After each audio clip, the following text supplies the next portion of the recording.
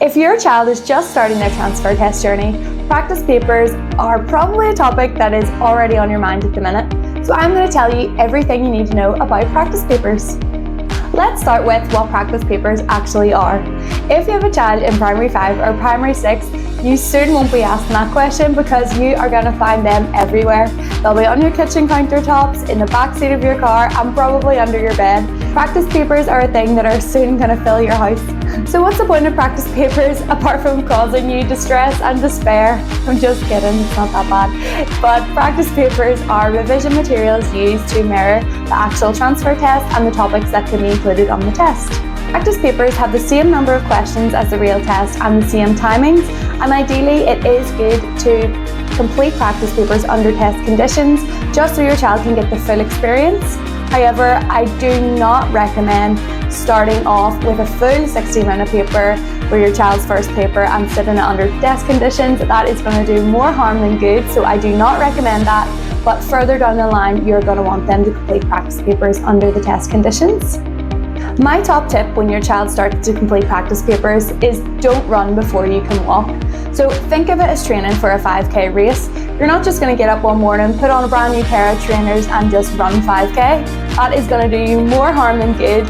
You'll probably not be able to do it, maybe some of you might, but it's going to really demotivate you. You'll think, what's the point of trying that? And you'll probably never run again.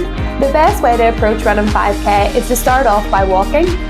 Then you will start to run short distances. Next, you would increase the distance you run every day or each day that you go out for a run.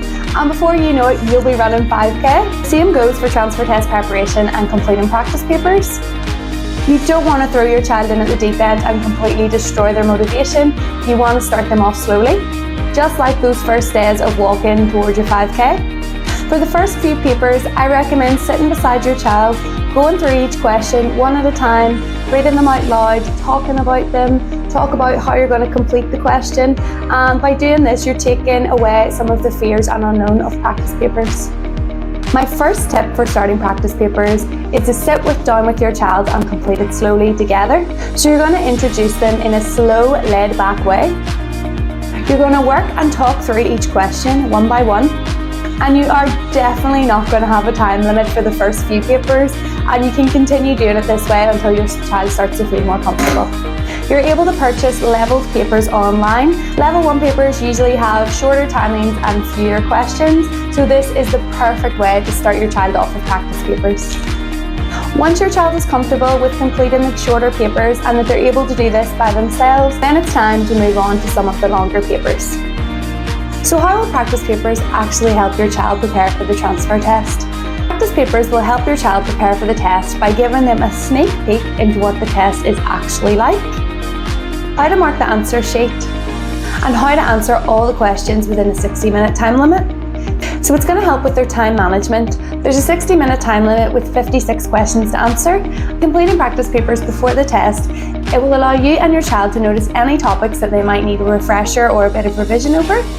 It allows you to track their learning and their progress throughout primary 6 and primary 7. By completing practice papers before the test, your child will be able to practice and revise over any topics that they find difficult before the actual test days. And because they've been completing so many practice papers, they should make them feel a bit more comfortable on the actual test days. What topics will be on the practice papers?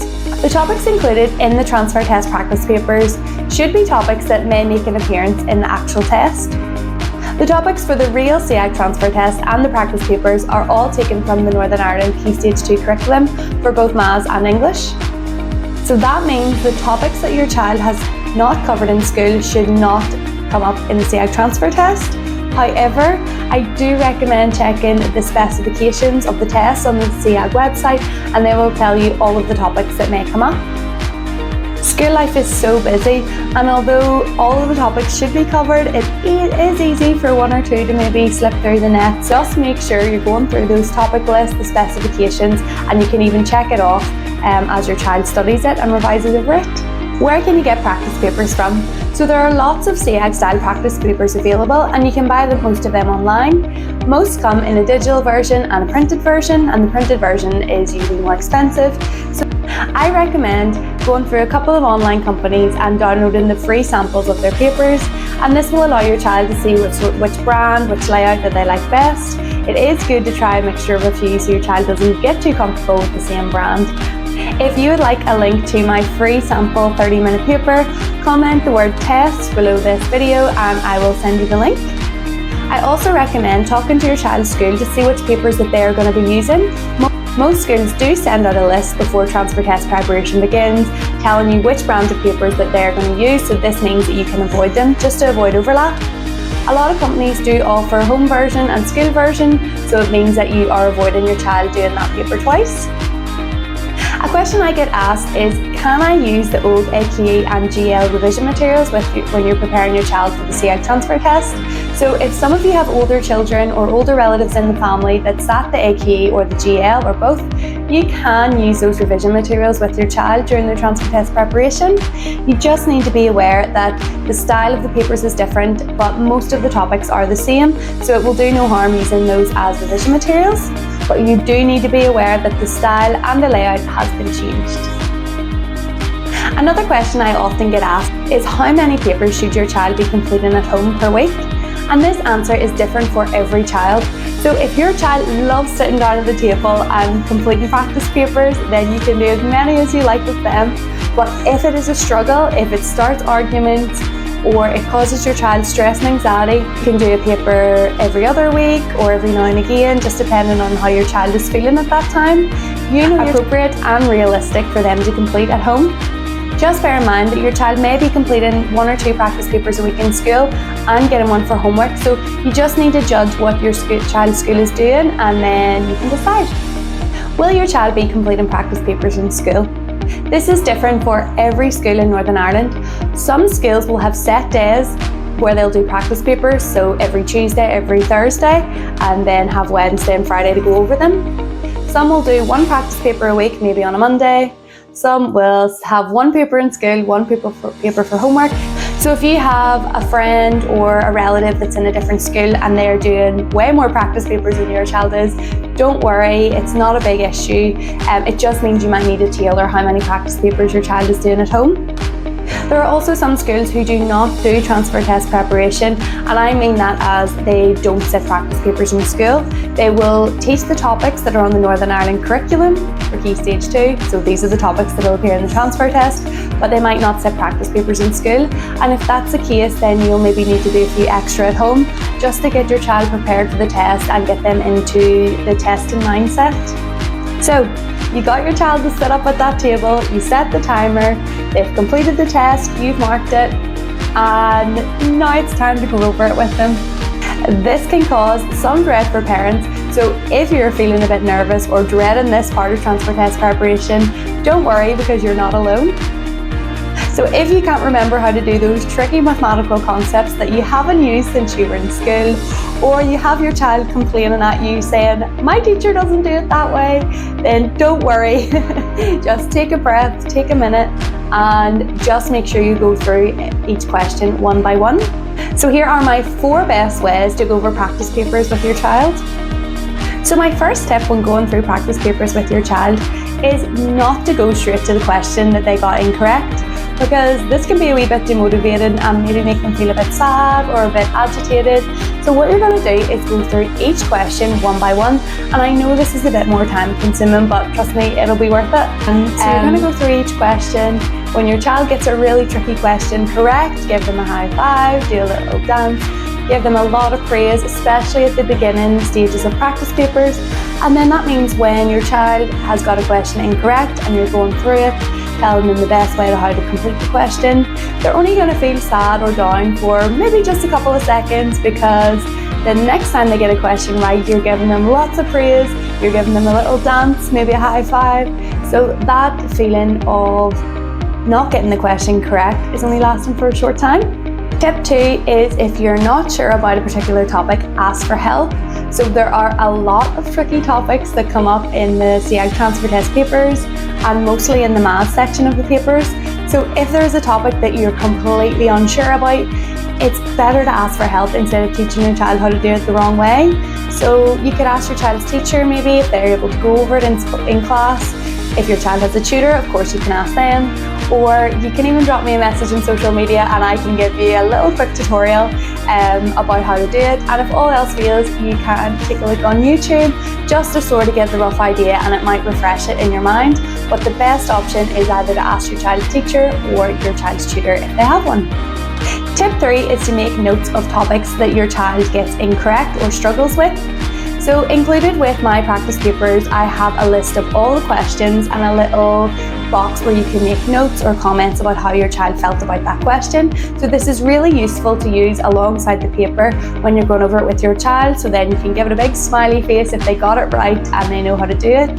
But if they are not sure about it or they'd like to go over it, you can jot that down. And of course, you can also just grab a notebook and note down the brand of the paper, what paper number it was, and the question numbers and the topics. And then you can just keep track of your child's learning, how they're getting on. And this will be really handy when it comes to transfer test revision. So you can just take a quick look back and go through any topics that your child struggled with. There will be a lot of transfer test practice papers, a lot of revision materials, and it is easy to lose track on your child's learning. So that's why I recommend from the beginning stages keeping a little brief note or a little learning tracker to see how they're getting on. Tip number 4 is to get your child to evaluate their own learning. So you can do this when you're going through the practice paper with them. And I've included with my practice papers a pupil evaluation sheet. And sorry to keep going back to my practice papers, but this is the reason I created them the way that I did. So each paper comes with a pupil evaluation, and for every question there is a smiley face, a neutral face and a sad face. So if your child thought the question was easy and they completely understood it, they're really happy about it, they colour in the happy smiley face. If they think the question was okay, they got it right, but they're a wee bit, would like to go over that type of question a bit more, then they colour the neutral face. And if they were completely confused with the question, they had no idea what to do, they would like to completely revise that topic, then they can colour in the sad face. A handy little piece of stationery to use with these evaluation sheets is the bingo dabbers, so then your child is just dabbing whichever coloured face that they need to for each question. If you're using practice papers that don't come with an evaluation sheet, you can just grab a notebook and write down the question number and have your own little colour coding system. You can even do traffic lights, so green, amber and red. Or you can just have your child go through the paper and put a smiley face or a sad face or a neutral face beside each question number. If you have any questions about transfer test practice papers, feel free to drop me a message on social media or send me an email, and I'll be more than happy to get back to you and help you out with this. Just remember, take it slow, take it easy, make it nice, calm, relaxing. Don't put too much pressure on your child, especially at the beginning stages, because you don't want to demotivate their learning or make them feel like they're not good enough. And there will be topics on the practice papers that your child hasn't covered yet in school, and they might not cover them until primary 7. So tell them not to worry about it. Some schools will not count these questions in the overall mark, and some schools do keep them in, which just counted as an incorrect question. So again, it just depends on your child's school. I know this is hard, but try not to focus on the overall score, especially at the beginning. Just focus on those topics that your child has covered and that they need a revision over, and just keep track of your child's learning as they go along. As long as you're developing and progressing your child's learning at this stage, that's all that matters.